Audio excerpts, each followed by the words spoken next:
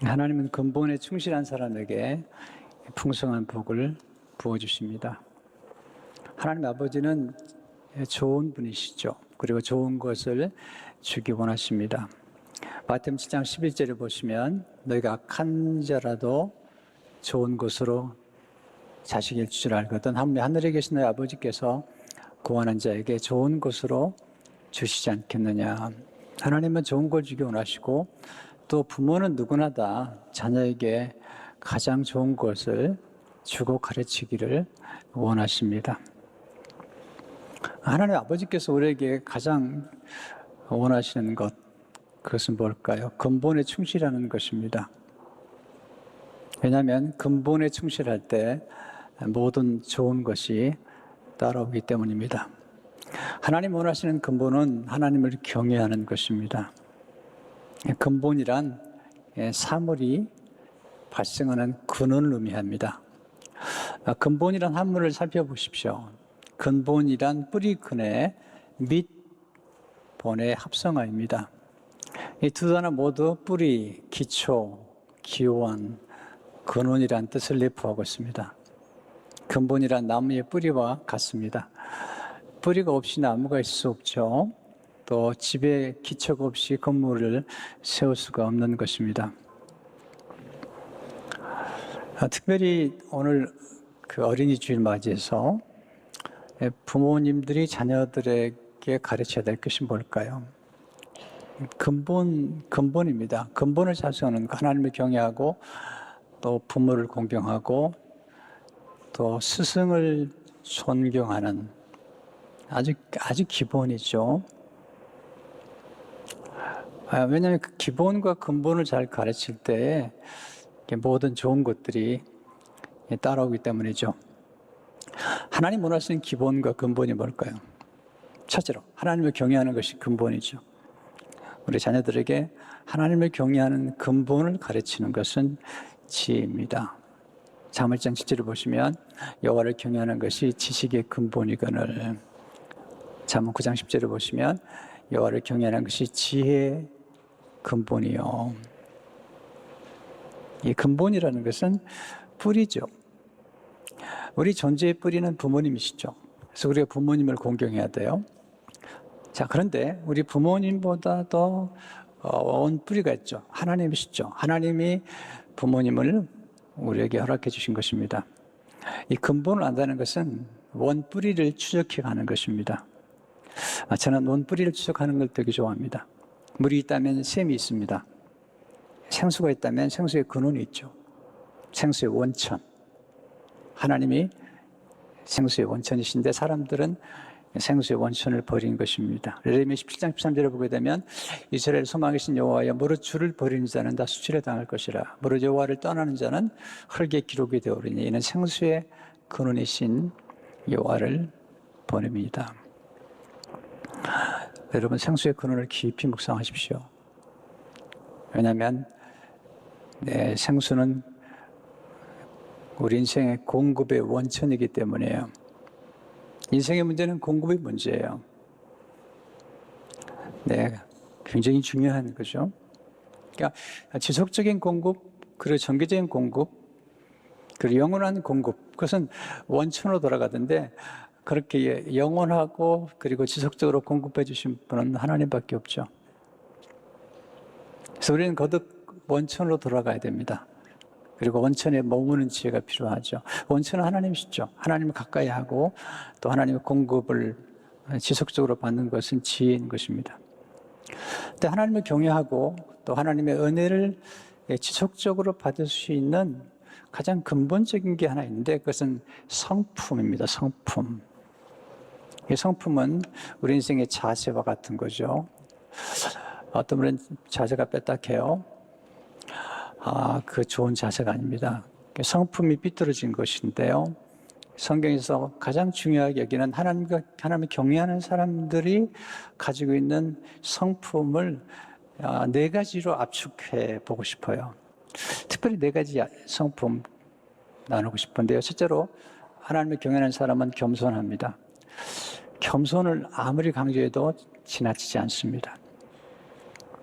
잠언 22장 4절을 보시면 겸손과 여호와를 경외함의 보상은 재물과 영광과 생명이니라. 잠언 15장 33절을 보시면 여호와를 경외하는 것은 지혜의 훈계라 겸손은 존귀의 기잡이니라. 여러분, 교만한 사람이 계속 잘 되는 법은 없습니다. 인생을 살아보면 알 수 있습니다. 당장 잘 되는 것처럼 보이지만 내 스스로 몰락하죠. 역사가 증명해주고 우리가 조금만 나이가 들어가면 주위 사람들을 관찰하다가 알게 됩니다. 교만한 사람의 특징은 남의 말을 듣지 않습니다. 그리고 자기의 성공이 마치 스스로가 만들어낸 성공처럼 생각하죠. 겸손한 사람은 절대로 그렇게 생각하지 않습니다. 다른 사람을 통해서 하나님의 은혜로 성공하고 또 잘되게 되는 것이죠. 다른 소자문제를 보게 되면 하나님 교만한 자를 대적하시되 겸손한 자들에게는 은혜를 주시니라. 겸손한 사람은 자신의 부족함을 알기 때문에 잘 배웁니다. 그리고 다른 사람을 존귀히 세워주기 때문에 사람을 얻게 되죠. 인간관계가 좋습니다. 둘째로 하나님을 경외하는 사람은 순종하죠. 하나님이 가장 소중히 여기는 성품이 겸손과 순종이죠. 왜냐하면 아담의 범죄가 교만과 불순종에서 왔기 때문이죠. 예수님은 겸손하시고 또 순종하셨어요. 로마서 5장 19절을 보게 되면 한 사람이 순종하지 아니함으로 많은 사람이 죄인 된 것 같이 한 사람이 순종하심으로 많은 사람이 의인이 되리라. 왜 순종이 중요할까요? 제가 늘 강조하지만 순종은 사랑받는 비결입니다. 또한 순종은 축복받는 비결입니다. 특별히 신명기 28장은 축복장인데요. 1절부터 14절에 보면 축복이 쭉 나열되어 있는데 그 축복의 비밀이 신명기 18장 2절에 나오죠. 내가 네 하나님 여호와의 말씀을 순종하면 이 모든 복이 내게 임하며 내게 미치리니. 순종하면 복이 따라온다는 것입니다. 순종은 하나님께 쓰임받는 비결이죠. 사울 왕이 불순종함으로 버림받았죠. 그러나 다윗은 순종함으로 하나님께 쓰임받은 것을 보게 됩니다. 또한 순종은 성령 충만의 비결입니다. 에베소 2장에 보게 되면 불순종하는 사람들에게는 영이 임하는데 그것은 악령이 임합니다. 그러나 순종하는 사람들에게는 성령이 임하시죠. 사도행전 5장 32절을 보시면 우리 일의 증인이요 하나님이 자기에게 순종하는 사람들에게 주신 성령도 그러하니라 하더라. 실제로 하나님을 경외하는 사람은 정직합니다. 여호와를 경외하는 것과 정직은 함께 동행하죠. 잠언 14장 2절을 보시면 정직하게 행하는 자는 여호와를 경외하여도 패역하게 행하는 자는 여호와를 경멸하느니라. 우리가 세상이 불의하기 때문에 부정직하고 거짓말하는 사람들이 잠시 잘 되는 것처럼 보이지만 여러분 절대로 오래가지 않습니다. 그리고 순식간에 모든 걸 다 빼앗깁니다. 그러나 정직한 사람은 다르죠. 잠언 14장 11절을 보시면 악한 자의 집은 망하겠고 정직한 자의 장막은 흥하리라. 네 번째, 하나님 경외하는 사람은 하나님과 사람을 존중합니다. 존중하는 성품, 하나님을 존귀 여기고 그리고 사람을 존귀 여기는 성품, 참 아름다운 성품이죠. 사무엘상 2장 30절 말씀, 나를 존중히 여기는 자를 내가 존중이고 나를 멸시하는 자를 내가 경멸하리라. 존중은 존중을 낳죠. 우리는 어느 누구도 멸시하거나 경멸해서는 안 됩니다. 하나님의 형상을 따라 지음받은 모든 사람은 우리가 존중해야 될 대상입니다. 인격이 아름다운 사람들은 소외되고 그리고 어려운 사람들을 존중하죠.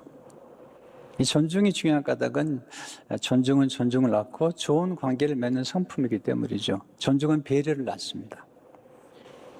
제가 성품에 관한 공부를 한참 할 때 성품 학교를 운영하는 분들을 책을 보게 되는데 제 첫 번째, 어린아이들에게 첫 번째 가르치는 성품이 배려입니다. 배려는 남을 먼저 생각하게 하는 것이죠. 이기심을 내려놓고 남을 먼저 생각하게 하는 것. 이게 왜 중요하냐면요. 이게 남을 먼저 생각하는 것이 성숙의 척도이기 때문이죠. 그러니까 존중과 배려는 성숙한 성품의 표지입니다. 자신보다 남을 먼저 생각하고 또 남을 존귀히 여기고 자신보다 공동체를 먼저 생각하는 것. 이게 이제 존중과 배려의 열매인 것입니다. 두 번째, 하나님을 경외하는 후손은 풍성한 복을 받습니다. 오늘 말씀이죠. 제가 시편 110편 1절에 보시면 할렐루야를 경외하며 그의 계명을 크게 지공하는 자는 복이 있도다. 제가 이 말씀을 자주 축복을 베풀어 드릴 때 제가 인용하는 말씀이고요. 또 특별히 하나님을 경외하는 경건한 성도가 하나님께 부름받게 되면 제가 꼭 이 말씀으로 자녀들을 축복하곤 합니다. 하나님을 경외하는 후손에게 어떤 축복이 임할까요? 첫째로, 하나님을 경외하는 후손은 강성함의 복을 받습니다. 2절을 보시면요. 그의 후손이 땅에서 강성하며 정직한 자들의 후손에게 복이 있으리로다. 왜 하나님을 경외하는 후손이 강성할까요? 하나님이 도와주기 때문이죠. 하나님을 경외했던 요셉을 공격한 사람들이 많았지만 하나님이 요셉을 도와주심으로 요셉이 강성했어요. 창세기 49장 23절 24절을 보게 되면 활 쏘는 자가 그를 학대하며 적개심을 가지고 그를 쏘았으나 요셉의 활은 도리어 굳세며 그의 팔은 힘이 있으니 이는 야곱의 전능자 이스라엘의 반석인 목자의 손을 힘입음이라. 하나님 도와주셔서 요셉이 강성하게 된 것입니다. 둘째로, 하나님을 경외하는 후손은 정직자가 누리는 복을 받게 됩니다. 정직자가 누리는 복. 2절에 보시면 정직한 자들의 후손에게 복이 있으로다. 하나님을 경외하는 사람의 특징은 정직하다고 제가 말씀드렸습니다. 근데 정직한 사람들이 누리는 복이 뭘까요? 흑암 중에 빛이 일어나는 것입니다. 4절을 보시면 정직한 자들에게는 흑암 중에 빛이 일어나느니 그는 자비롭고 긍휼이 많으며 의로운이로다. 흑암이라는 것은 인생의 어려움과 고난이죠. 근데 정직한 자들에게도 흑암이 찾아오죠. 고난이 찾아오기도 하고 질병이 찾아오기도 하고 역경과 시련이 찾아옵니다. 그런데 놀라운 사실은 하나님을 경외하는 사람들에게는 흑암 중에도 빛을 발하게 되는, 또 어려울 때도 더 잘 되는 그런 축복이 있기 때문에 정직자의 후대가 복이 있다고 말씀하고 있습니다. 특별히 정직한 사람과 후손은 흉한 소문을 두려워하지 않습니다. 실제로 보시면 그는 흉한 소문을 두려워하지 아니하며 여호와를 의뢰하고 그의 마음을 굳게 정하였도다. 부정직한 사람, 거짓말을 밥 먹듯 한 사람은 늘 두려움 속에 살아요. 그리고 자신의 부정직함이 발각될까 봐 두려워하죠. 또한 흉한 소문을 두려워합니다. 하나님을 경외하는 사람은 흉한 소문이나 사람들의 음모를 두려워하지 않습니다. 다니엘은 하나님을 경외했죠. 성경에 보면 다니엘이 정직하고 흠이 없었다고 얘기하고 있죠. 그래서 그를 죽이려고 하는 음모와 흉한 소문을 듣고도 그는 흔들리지 않습니다. 그는 두려워하지 않습니다. 그는 전에 행하던 대로 하루에 3번씩 예루살렘으로 향하는 창문을 열어놓고 무릎을 꿇고 기도하고 하나님께 감사합니다. 그 결과 다니엘은 그를 죽이려고 하는 사람들이 오히려 사자굴에 들어가서 죽는 것을 보게 되죠. 8절의 말씀 응답이죠. 그의 마음이 견고하여 두려워하지 아니할 것이라 그의 대적들이 받는 보응을 마침내 보리로다. 정직의 소중함을 배우고 가르치십시오. 또 자녀들의 생애가 정직을 통해서 행복하게 될 거라는 사실을 여러분 아셔야 됩니다. 셰익스피어는 정직만큼 풍부한 재산은 없다, 그렇게 말했습니다. 세 번째로, 하나님을 경외하는 후손은 부와 재물이 따라오는 복을 받습니다. 3절을 보시면 부와 재물이 그의 집에 있으며 그의 공의가 영구히 서여 있으리로다. 신약에서는 별로 강조하지 않지만 구약에서는 부와 재물을 강조하죠. 왜 하나님을 경외하는 사람, 또 정직한 사람들에게는 부와 재물이 결국은 따라오는 걸까요? 당장은 손해보는 것 같아요. 근데 결국은 따라오는 거예요. 이게 역사가 증명해주고 성경이 강조하는 것이고 우리 인생에서 볼 수 있는 겁니다. 그 비밀이 9절에 나옵니다. 그가 재물을 흩어 빈궁한 자들에게 주었으니 그의 의가 영구히 있고 그의 뿔이 영광 중에 들리로다. 하나님은 기본에 충실한 사람을 축복한다고 말씀드렸는데요. 기본이 뭐냐면 농작의 법칙입니다. 하나님이 심지 않은 데서 거두는 분이 아닙니다.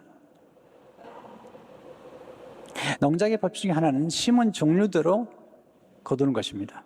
사랑을 심으면 사랑을 거두고 존중을 심으면 존중을 거두고 물질을 심으면 물질을 거두게 되어 있습니다. 이게 제가 경험한 거고 여러분도 경험하는 것입니다. 재물을 더 빈궁한 자들에게 나눠줬기 때문에 부와 재물이 따라오는 것이죠. 농작의 법칙 중에 또 다른 하나는 심은 것보다 많이 거둔다는 것입니다.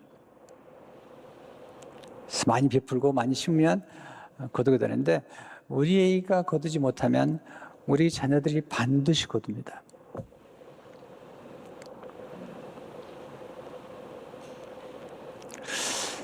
여러분 그런 경험하지 않으세요? 여러분이 어떤 분에게 정말 잘해줬어요. 근데 그분이 여러분에게 보답하지 않아요. 그런데 여러분이 전혀 잘해준 적이 없는 분이 여러분에게 엄청난 사랑을 베풀고 은혜를 베푸는 걸 경험했을 거예요. 이것은 원리입니다.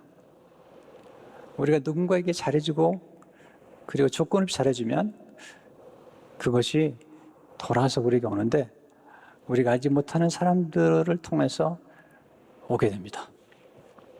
그러니까 우리가 심으면 우리가 심은 대상으로부터만 거두는 게 아니고 누군가로부터 그리고 언젠가는 거두게 되어 있는 것이 성경 원리죠. 누가복음 9장 38절을 보시면 주라 그리하면 너에게 줄 것이니 곧 후히 되어 누르고 흔들어 넘치도록 하여 너에게 안겨주리라. 너희가 헤아리는 그 헤아림으로 너도 헤아림을 도로 받을 것이니라. 네 번째, 하나님을 경외하는 후손은 영원히 흔들리지 않은 복을 받게 되죠. 6절을 보십시오. 그는 영원히 흔들리지 아니하며 의는 영원히 기억되리로다. 가장 가치 있는 것은 영원한 것이죠. 우리가 가치를 평가할 때 우리가 구입하는 상품이나 물건의 수명을 따져보죠. 일회용 별로 가치가 없죠. 차도 중요한 것 같지만 길어야 몇십 년 되겠죠. 그러나 우리가 하나님께 받은 놀라운 축복, 하나님을 경외하는 사람에게 주신 축복은 영원한 것입니다. 영원히 흔들리지 아니하리라. 왜 그렇죠? 우리가 받은 의가 영원하기 때문이죠. 예수님의 의는 영원한 의입니다. 우리 의가 아니죠. 정직을 얘기했지만 우리가 정직해서 구원받은 건 아니죠. 예수 그리스도의 희생으로 우리가 구원받게 되었고 예수 그리스도의 희생의 은혜를 받은 우리들이 그 은혜에 감격해서 정직이라는 성품을 우리가 형성하게 된 것이죠. 예수님의 나라는 영원한 나라죠. 모든 나라와 조직과 그 문명은 흥망성쇠가 있습니다. 하나님 나라는 영원하죠. 또 하나님 예수님의 생명은 영원한 생명이죠.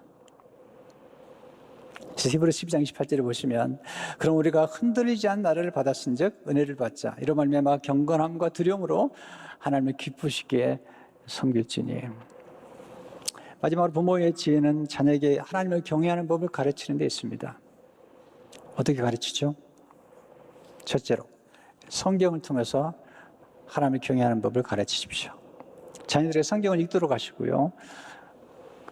그리고 성경을 또한 가르치십시오.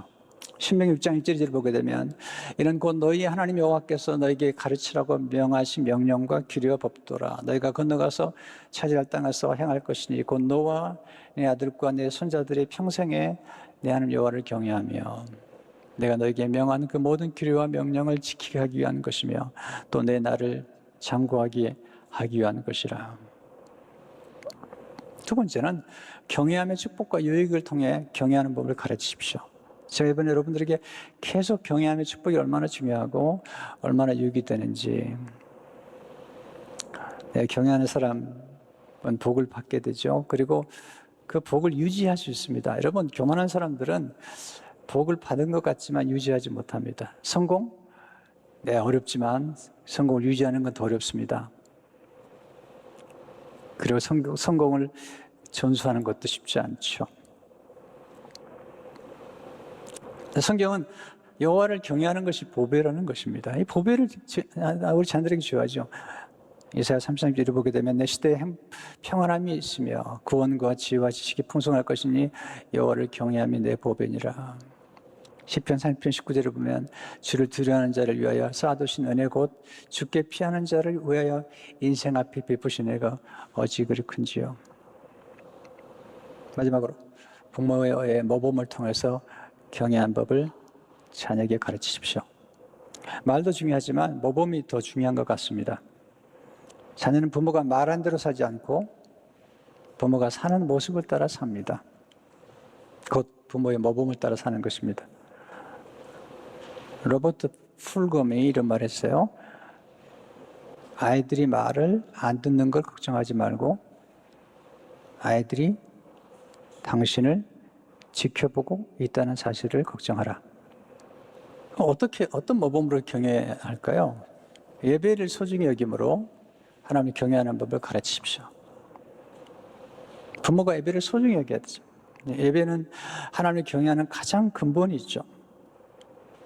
또한 하나님의 말씀을 소중히 여김으로 하나님을 경외하는 법을 가르치십시오. 또한 부모님을 공경함으로 하나님을 경외하는 법을 가르치십시오. 어떤 부모님들은 자녀들에게 상처를 주기도 하고 아픔을 주기도 해요. 그러나 부모는 우리의 존재의 근원입니다. 그래서 부모를 공경하는 것을 자녀들에게 보여주면 자녀들은 또 부모를 공경하게 돼 있죠. 본인은 부모를 공경하지 않으면서 나중에 자녀들로 하여금 공경을 받고 싶어하는 마음은 좋은 게 아니죠. 부모가 다 마음에 안 들어도 우리 존재의 근원이기 때문에 공경하게 되면 축복이 되죠. 또한 영적 지도자들을 존중함으로 하나님을 경외하는 법을 가르치세요. 여러분, 자녀들에게 기본적으로 몇 가지를 가르치십시오. 그래서 영적인 지도자들을 존중하는 법을 가르치시고요. 학교 가면 스승님, 교수님, 또 병원에 가면 의사 선생님을 존중하도록 가르치세요.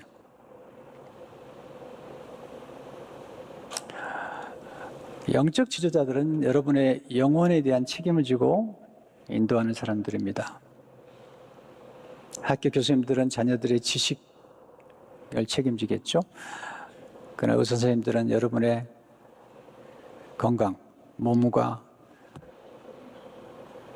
또는 정신을 책임지고 섬기는 분들이잖아요. 드림과 나눔을 통해서 하나님을 경외하는 법을 가르치십시오. 어떤 자세로 드리느냐, 또 나누느냐 중요하죠. 또 특별히 소외된 사람을 존중하고 섬김으로 하나님을 경외하는 법을 가르치십시오. 인격적으로 돼야 됩니다. 누구든지 인격적으로 대하는 훈련을 하셔야 됩니다.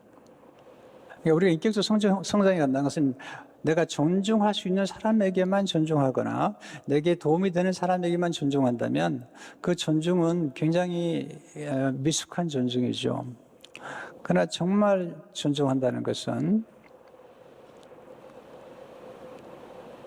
상대방의 신분, 성별, 학력, 재산과 상관없이 존경하는 훈련이 필요하잖아요.